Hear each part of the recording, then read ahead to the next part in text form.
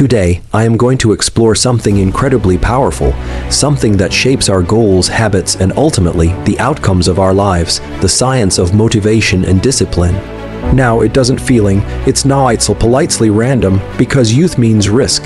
It's a biological process driven by specific neural circuits and chemicals like dopamine. Discipline, on the other hand, is about harnessing that motivation not just when it's easy, but especially when it's hard. And that ability is built, not born. In this talk, I'll show you how your brain is wired to pursue goals, how to activate those circuits even when you feel unmotivated, and how to turn discipline into a skill, one that can be trained. Just like a muscle, we're going to dive into practical tools, backed by science, that you can start using today to push through resistance, build consistency, and create momentum in your life. Dopamine, often referred to as the molecule of motivation, plays a central role in how we pursue goals, maintain focus, and experience drive. In the brain, dopamine is not simply a reward chemical that gives us pleasure once we've achieved something. Rather, it is a molecule that encourages us to take action toward a goal. It is more about the pursuit than the attainment. When we set a goal or think about doing something meaningful or rewarding, dopamine is released in specific areas of the brain, particularly the mesolimbic pathway, which includes the ventral tegmental area (VTA), the nucleus accumbens, and the prefrontal cortex. This system governs our behavior towards seeking and striving. What makes dopamine fascinating is that it operates in anticipation. The mere act of thinking about a rewarding outcome can begin the process of dopamine release. This anticipatory mechanism is what makes us get out of bed to chase after difficult goals, endure hard training sessions, or stay disciplined in long-term projects. Our brains are constantly calculating the perceived value of an outcome and the effort required, and dopamine helps us balance that equation. What many people don't realize is that dopamine isn't just about feeling good, it also affects our perception of time, energy, and effort. When dopamine is high, tasks feel easier, energy feels more abundant, and the work feels more purposeful. When dopamine is low, even simple actions can feel exhausting, pointless, or uninspiring. This is why burnout, depression, or chronic fatigue often comes with a loss of motivation, because the underlying dopamine circuits are dysregulated. Modern neuroscience has shown that we can actually influence our own dopamine system through behavior, environment, and mindset. One key insight is that dopamine is highly responsive to novelty and unpredictability. When we experience new environments, learn new skills, or challenge ourselves with new goals, dopamine levels rise.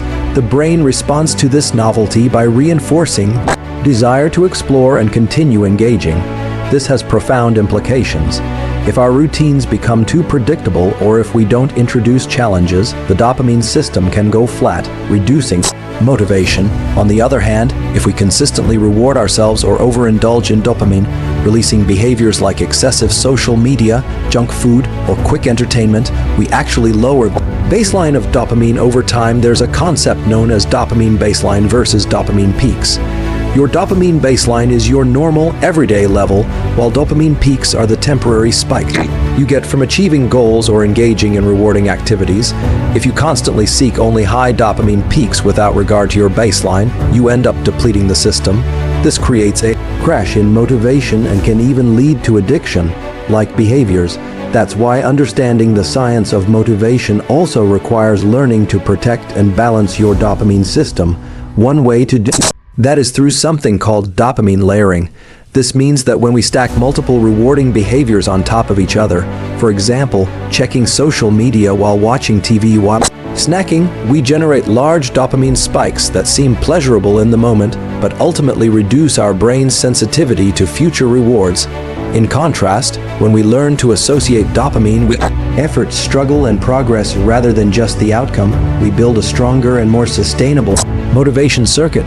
This is what scientists refer to as dopamine reward prediction error. If we expect a reward and get it, dopamine rises slightly.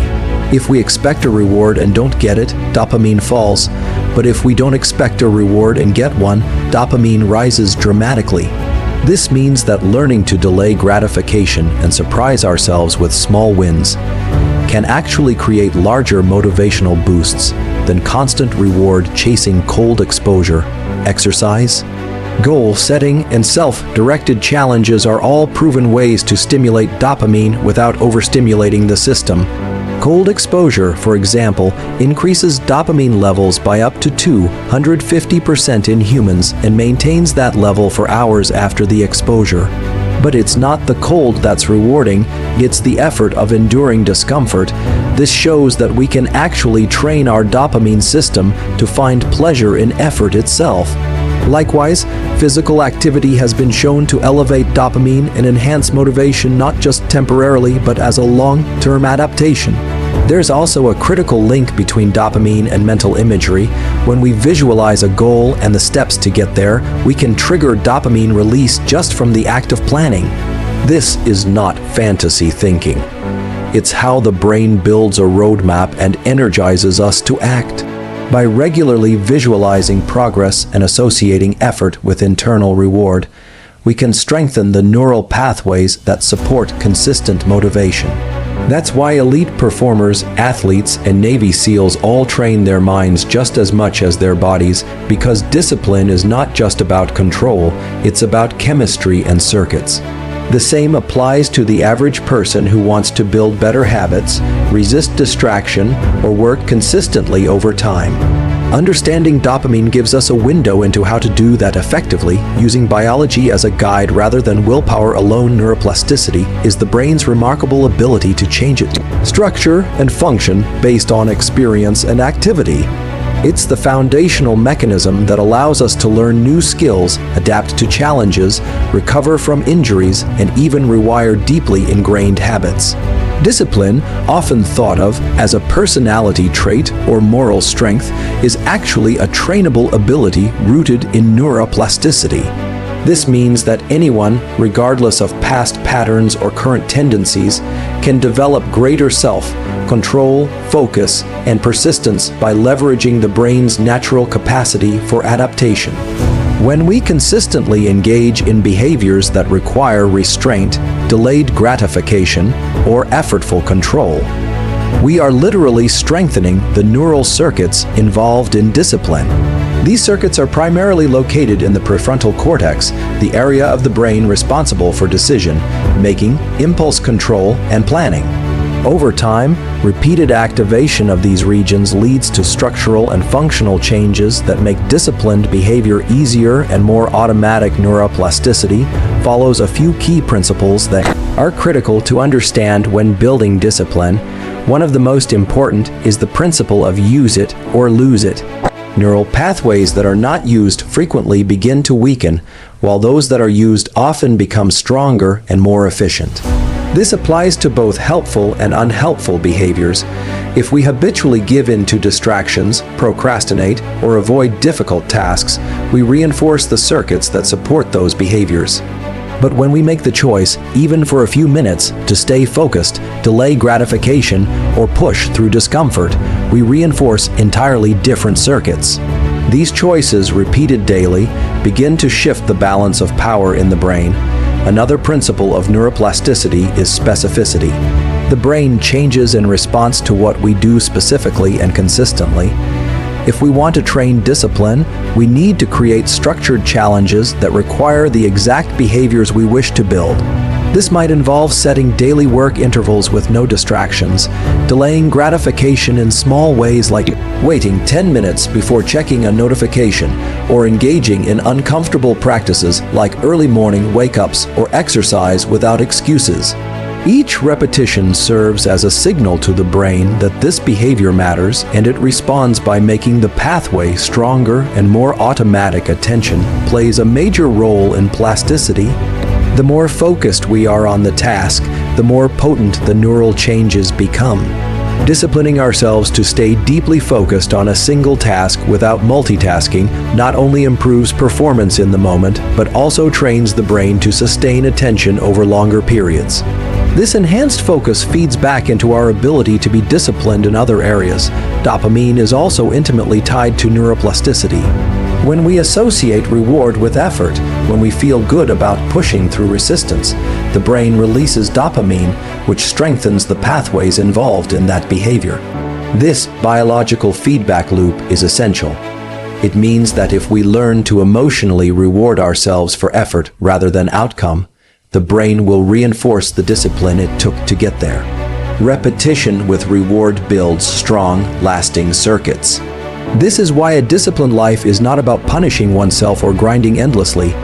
It's about learning how to pair effort with internal satisfaction so the brain wants to do it again. Timing and consistency matter greatly. Plasticity is most active when we engage in behaviors consistently at the same time each day. Morning routines, for example, are powerful not just because of their content but because of their regularity. By starting each day with effortful action, such as waking up without hitting snooze, doing physical movement, or beginning work without delay, we train the brain to expect effort as the default. Over time, this becomes habitual, requiring less and less conscious effort.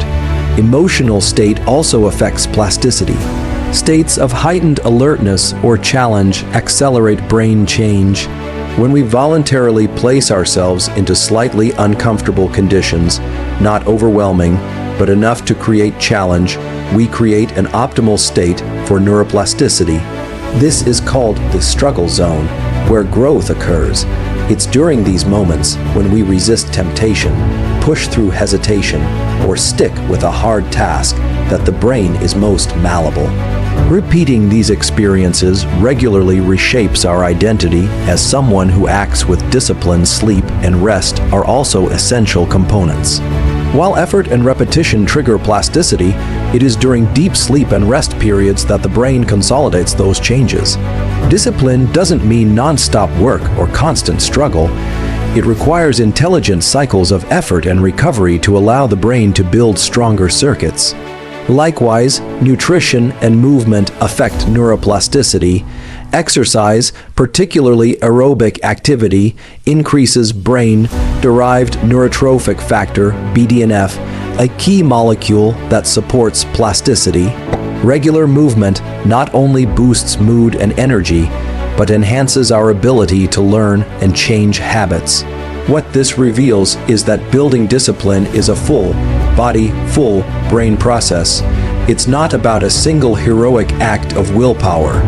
It's a system that can be developed gradually by aligning behavior, biology, and environment in ways that support change. The final principle of neuroplasticity relevant to discipline is identity reinforcement.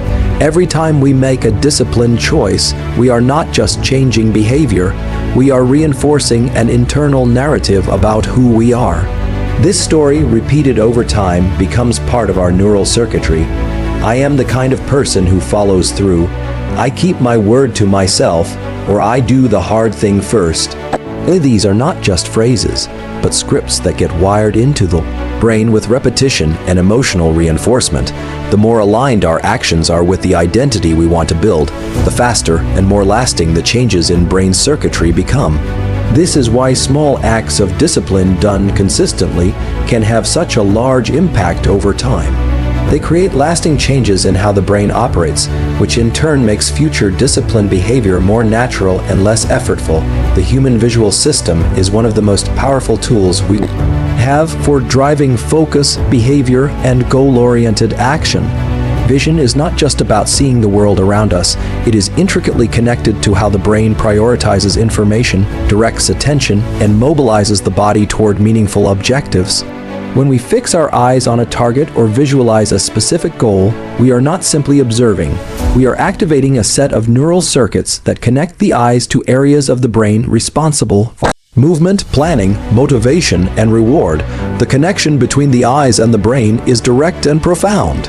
The retina, a thin layer of tissue at the back of the eye, is actually an extension of the brain itself, composed of neural tissue that sends signals through the optic nerve to various regions, including the visual cortex, the superior colliculus, and the frontal eye fields. These areas help us locate objects in space, coordinate actions, and more importantly, decide what is relevant and what is not. One of the most important visual circuits related to goal pursuit involves the prefrontal cortex, which is responsible for executive function, and the basal ganglia, which plays a key role in movement and motivation. When we direct our gaze toward a specific point, whether it is a literal object or an imagined goal, we are initiating a cascade of neural activity that prepares the body for action. This is why the act of narrowing visual focus is often associated with increased concentration and readiness. When people are deeply focused, their pupils constrict slightly, their eye movements become more precise, and their peripheral awareness decreases. This process, called convergent visual focus, sends a powerful signal to the brain: this is important, this is worth your energy. In contrast, when our gaze is scattered or unfocused, the brain interprets the situation as low priority. This has major implications for motivation and discipline, as our ability to stay visually and mentally locked on a target determines how much energy and attention the brain is willing to allocate. Visualization, or the mental rehearsal of goals and outcomes, taps into the same circuits as physical vision. When we vividly imagine a goal, especially the process of achieving it rather than just the outcome, we activate motor-related areas of the brain and begin releasing dopamine. This prepares the nervous system to take real-world steps toward that goal. Research shows that mental rehearsal not only improves performance, but increases the likelihood of follow-through. For discipline, this means that the daily practice of visualizing the steps required to complete a task, not just the finish line, can train the brain to feel more engaged and motivated in present. It also means that vague or unfocused goal setting leads to reduced drive and energy, while specific, visually anchored goals can create a strong neural incentive to act. There's also a phenomenon known as optic flow, which refers to the pattern of visual motion that occurs when we move through space. When we walk, run, or cycle, our eyes take in a constant stream of visual cues from the environment, and this activates the brain's arousal and alertness systems. Optic flow has been shown to reduce stress, increase dopamine, and enhance cognitive function. This explains why walking, especially outdoors, can reset mental state and increase motivation. It's not just movement, it's the visual stimulation created by forward motion that contributes to this effect. Leveraging this tool can help anyone struggling with low motivation. A brief walk with the eyes focused forward rather than down at the phone can initiate a neurological reset that primes the brain for effort and action. Another key visual tool is deliberate gaze anchoring. When we are distracted, overwhelmed, or tempted to procrastinate, deliberately fixing the gaze on a single point, whether on the screen, a notebook, or even an imagined target, helps to center attention and reduce cognitive noise. This visual anchoring recruits the frontal eye fields and associated attention networks, signaling the brain to suppress irrelevant information. Athletes, performers, and elite operators use this technique to enter a state of deep focus and suppress anxiety. For anyone training discipline, it offers a simple yet powerful way to bring scattered attention back under control. Repeating this pattern, eye focus, cognitive focus, action, builds a habit that the brain begins to recognize and respond to automatically. The connection between visual framing and psychological framing is also strong. How we look at a problem, literally and figuratively, affects how the brain perceives challenge and reward. Looking slightly upward or lifting the gaze toward a distant point has been shown to change our mental state, often associated with optimism and long-term thinking. Looking downward, in contrast, is more associated with internal focus, rumination, and short-term emotions. Understanding these subtle cues gives us the ability to manipulate our own states of mind using visual strategies. Posture, eye position, and focal length are not just physical gestures, they are tools that shape brain function. By training ourselves to adopt visual behaviors that align with our goals, we can condition the brain to enter a more motivated, disciplined state more quickly and more often. In addition to goals, visualization, and optic flow, light exposure plays a crucial role in shaping alertness and motivation. Early morning sunlight, in particular, stimulates melanopsin-containing cells in the eye that send powerful wake-up signals to the brain. This natural light exposure triggers the release of cortisol and other neurochemicals that boost alertness, mood, and focus. It also helps regulate circadian rhythms, which control sleep, energy levels, and hormonal balance. Regular morning light exposure has been shown to enhance overall motivation and mental clarity throughout the day. For those struggling with motivation or inconsistent energy, aligning daily routines with natural light cycles and engaging the visual system properly from the start of the day is a low-effort, high-impact intervention. The brain does not act in isolation from the body, and the eyes are a direct extension of the brain that can be trained and used strategically. When we align our vision, both literal and mental, with the tasks and goals we value, we are not just improving mindset, we are engaging real neurological mechanisms that govern behavior. Motivation and discipline stress isn't just something to endure. It's one of the most potent tools your brain and body offer for building motivation and discipline.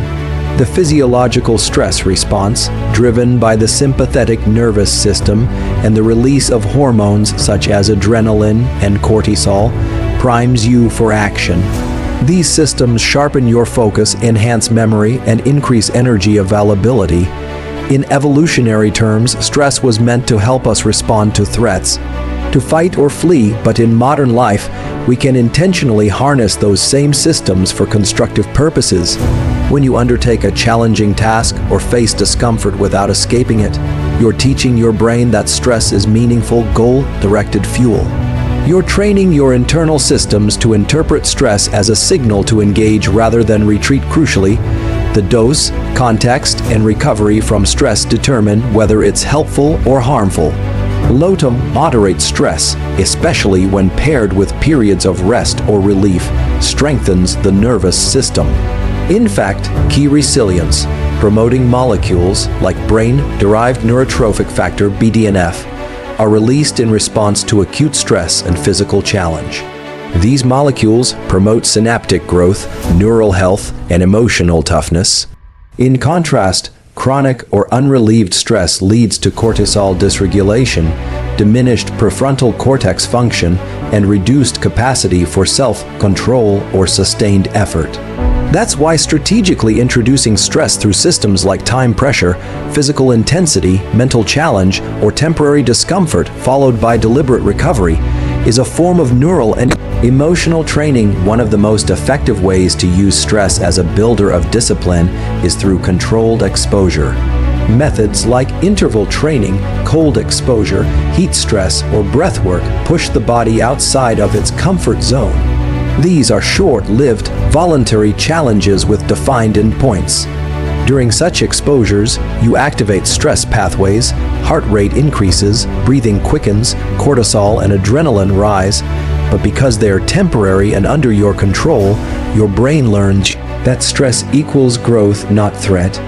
Over time, your nervous system becomes more adaptive, heart rate recovers faster after exertion, mental clarity returns more quickly after stress, and you become capable of performing under pressure with less distracting internal drama. The concept of hormesis is critical here. Hormesis refers to the phenomenon where a low dose of stress or toxin produces a beneficial adaptation, while too much is harmful. Your goal is to find the sweet spot, the level of challenge that stimulates growth without overwhelming your capacity to cope. For mental discipline, this might look like setting a tight deadline, initiating a cold shower, or tackling a hard conversation. For physical resilience, it could mean brief, intense exercise or sauna sessions. With each bout of controlled stress, your brain and body learn that they're capable of more, that discomfort can be met without collapse, and that effort itself becomes a signal of potential, not a precursor to breakdown. Importantly, context matters. Stress feels different when you believe it's meaningful and manageable. Purpose and perceived control transform stress from being toxic to energizing. That's why setting intention before each challenging session is essential. When you remind yourself why this task matters, when you label the discomfort as temporary and worthwhile, your brain frames the stress response as supportive rather than threatening. You're giving your nervous system a roadmap. Stress means progress, not ruin. Recovery elevates stress management from mere survival to strategic growth. After each exposure, recovery activities like breathwork, deep rest journaling, or nature immersion signal to the brain that safety has returned. This physiological rest period is where consolidation occurs. Networks coalesce, new synapses strengthen, and hormonal balance is restored. Optimizing sleep, nutrition, hydration, and social connection supports recovery. Without these, stress becomes toxic. With them, it becomes transformative. Discipline isn't about elimination of stress, but mastery of it. Knowing how to engage, sustain, and recover from challenges. This becomes a skill set akin to athleticism, but for your nervous system and mindset. It's why individuals who train hard mentally and physically become better at work, decision making, and emotional regulation. They've reshaped their stress systems to be sources of fuel, not fear. Another dimension involves building stress tolerance over time through graded exposure. Psychological tools like deliberate discomfort practice, doing tasks you tend to avoid in small, manageable doses, teach resilience. Tackling one difficult email when you procrastinate, speaking up when you feel uncomfortable, or embracing silence when you feel compelled to distract yourself are examples. Each practice raises the tolerance threshold for emotional stress, reinforcing neural circuits of discipline. Social and community context also plays a role. When challenging ourselves in a supportive environment, like group workouts, partner accountability, or guided training, stress is buffered. We likely release oxytocin alongside cortisol, which mitigates threatening aspects of stress and reinforces bonding. This tend and befriend dynamic allows us to use social connection as a way to make effort sustainable and enjoyable. Ultimately, the science of stress and resilience reveals that stress isn't the enemy, it's information. It tells your brain and body that this moment matters. By learning to strategically invite stress, attach purpose to it, and then recover proactively, you transform challenge into discipline. Each stress response redemption cycle builds your capacity to act under pressure, resist distraction, and sustain effort even when the going gets tough. There are specific, science-backed tools and behaviors that can reliably activate and sustain motivation, regardless of mood, energy, or external circumstances. These tools do not rely on fleeting inspiration or waiting for the perfect moment. Instead, they leverage how the brain and body are wired to initiate action and maintain momentum. One of the most powerful tools is forward physical movement. Even a brief walk, especially early in the day, activates brain areas associated with motivation and alertness. Movement increases circulation, upregulates dopamine and norepinephrine, and engages the reticular activating system, a network responsible for wakefulness and focus. This simple act of walking forward in physical space sends a signal to the brain that we are engaging with our environment, initiating progress, and therefore justifying continued effort. Starting the day with physical movement, even for 5 to 10 minutes, acts as a neural primer for productivity. Another effective tool is the use of self-initiated challenges. The brain interprets voluntary effort, especially when directed at a goal, as a meaningful signal that this action is important. When we impose structure, such as working in focused 90-minute blocks with defined breaks or using a timer to constrain effort, the brain learns to associate discipline with flow. These short bursts of concentrated action, often referred to as ultradian rhythm cycles, align with the body's natural energy patterns. By honoring these biological rhythms, we prevent burnout and improve consistency. Layering this with deliberate rewards like standing up, taking a short walk, or doing a quick stretch at the end of each work interval creates a feedback loop of effort and recovery that keeps motivation high. One often overlooked but incredibly potent tool is the regulation of visual attention. When we narrow our visual focus, for example, looking at a single point on a screen, notebook, or object, we signal to the brain that this task is the priority. This convergent gaze engages the prefrontal cortex and increases levels of acetylcholine, a neurochemical linked to concentration and learning. Training the visual system to stay steady while working reduces distraction and builds neural circuits of sustained attention. Similarly, practicing panoramic vision, where we expand our gaze to take in the entire environment without focusing on one point, can reduce stress and restore balance. Alternating between narrow focus during work and wide focus during breaks optimizes brain function and prevents cognitive fatigue. Breathwork is another powerful way to modulate motivation and energy. Specific patterns of breathing can rapidly change the state of the nervous system. The physiological sigh, a double inhale followed by a long exhale, is a quick, evidence-based method to reduce stress and reset focus. Just one or two of these breaths can calm the autonomic nervous system and bring the brain back to a state of readiness. Other techniques like deliberate nasal breathing or extended exhales also engage the parasympathetic system and support clarity.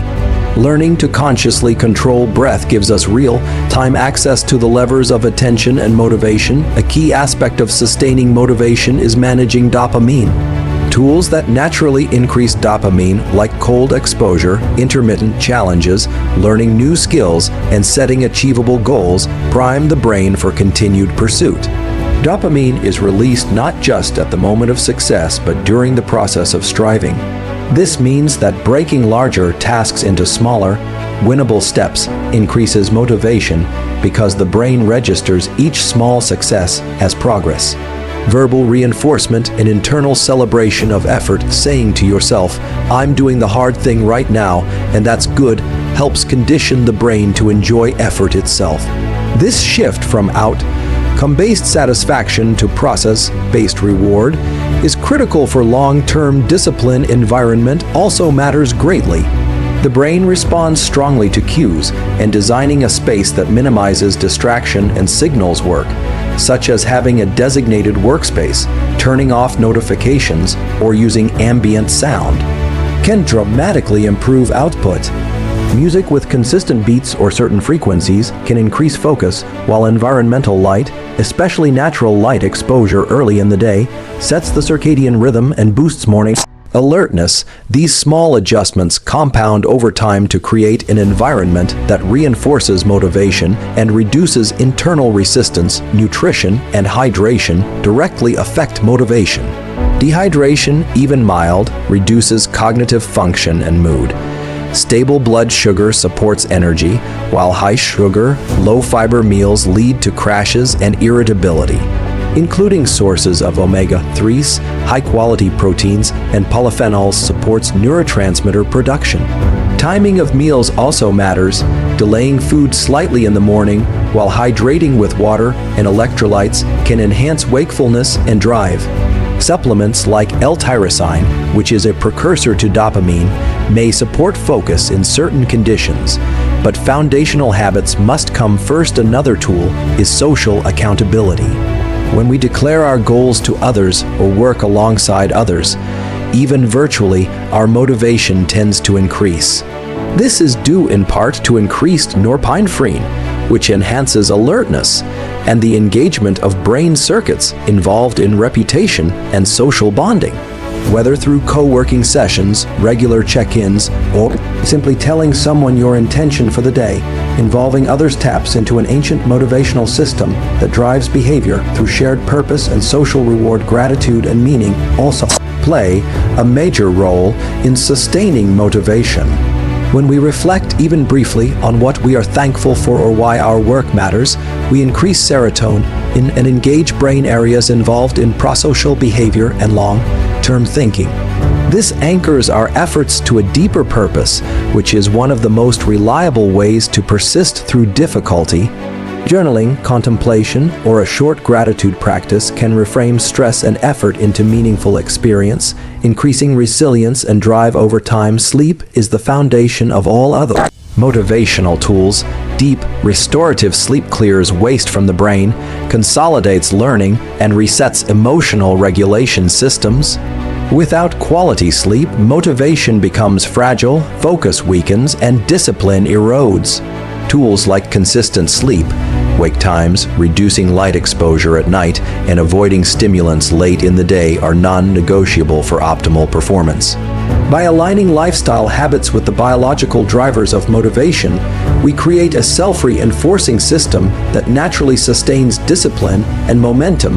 The human brain is naturally wired to seek reward, but the way we balance and manage our reward systems has a significant impact on long-term discipline. Dopamine is the primary neurochemical involved in reward processing and motivation. It plays a critical role in how we anticipate pleasure, pursue goals, and evaluate outcomes. While dopamine helps us move forward, chase objectives, and feel accomplished, overdependence on external rewards can reduce our baseline levels of motivation and make consistent discipline more difficult to maintain. One of the most powerful insights from neuroscience is that how and when we experience rewards determines how motivated we feel over time.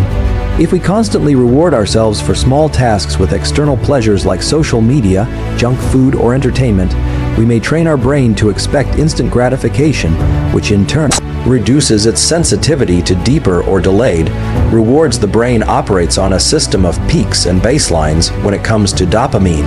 When you experience a dopamine peak, like when you win, succeed, or indulge, your baseline tends to drop afterward. This is why a sudden burst of pleasure can be followed by a drop in motivation or energy. Over time, if someone chases only the peaks, the baseline continues to fall. That's when people begin to feel unmotivated, uninterested, or emotionally flat, even though they are still engaging in activities that once brought them joy. To maintain discipline, it becomes important to protect and regulate the dopamine system rather than overstimulate it. Pokes at your one of the post-mind effective ways to do this is by learning to associate effort with reward rather than outcome with reward. This means teaching the brain to release dopamine not just when a task is completed, but while doing the hard work itself. This process begins with a mindset shift. When we learn to enjoy the process of building something, solving a problem, or simply showing up consistently, the brain starts to release dopamine in response to the action, not just the finish line. This shift supports long-term engagement and makes difficult behaviors more sustainable. Instead of relying on coffee after waking up or screen time after working, we begin to find meaning in the act of discipline itself. This internal reward loop builds resilience and independence from external stimulation. Neuroscience studies show that individuals who can generate dopamine internally through self-directed effort and internal dialogue tend to have better stress tolerance, improved mental health, and stronger cognitive function over time. Another way to balance the reward system is to apply deliberate discomfort. Controlled exposure to mild physical or mental stress, like cold showers, fasting, or high-intensity training, creates a situation in which dopamine release is delayed but much more sustained. After these challenges, the brain compensates with a gradual and lasting dopamine elevation. This leads to a higher baseline rather than a crash after a peak. What's unique about this kind of delayed reward is that it builds stronger motivation over time. Instead of chasing pleasure, we build capacity. This method teaches the brain that reward comes after effort, not before or during, which aligns perfectly with disciplined behavior. Tools like cold exposure, while simple, have measurable effects on neurochemistry that directly affect motivation, mood, and performance. Another key factor in balancing reward systems is minimizing passive, high-stimulation habits that hijack the dopamine system. Scrolling endlessly on social media, binge watching shows, or constantly seeking novelty creates a series of rapid dopamine hits that feel good in the moment but ultimately lower motivation for deeper, more meaningful tasks. These artificial rewards give the illusion of productivity or satisfaction without requiring effort. The brain adapts quickly to this overstimulation, raising its threshold for reward. As a result, tasks that used to feel engaging, like reading, exercising, or working on a project, begin to feel dull or overwhelming. Reclaiming discipline means reducing or eliminating these behaviors, especially during the early part of the day, when dopamine sensitivity is naturally higher. Setting boundaries around these behaviors helps restore the brain's reward threshold and increases appreciation for simpler, slower sources of pleasure. Intermittent rewards can also be used strategically to enhance discipline. Research shows that when rewards are unpredictable or not guaranteed, the brain releases more dopamine than when they are expected and consistent. This is why games, gambling, and slot machines are so addictive. But the same principle can be used positively. If you occasionally treat yourself after completing a particularly hard task, but not every time, your brain stays alert and motivated. The unpredictability enhances the reward, and the delayed timing strengthens the discipline circuits. Over time, you begin to rely less on predictable gratification and more on intrinsic motivation. Creating meaning around effort is another powerful way to balance reward systems. When people understand why they are doing something, and when they connect their actions to a larger purpose or identity, the dopamine released in response to that behavior is deeper and more fulfilling.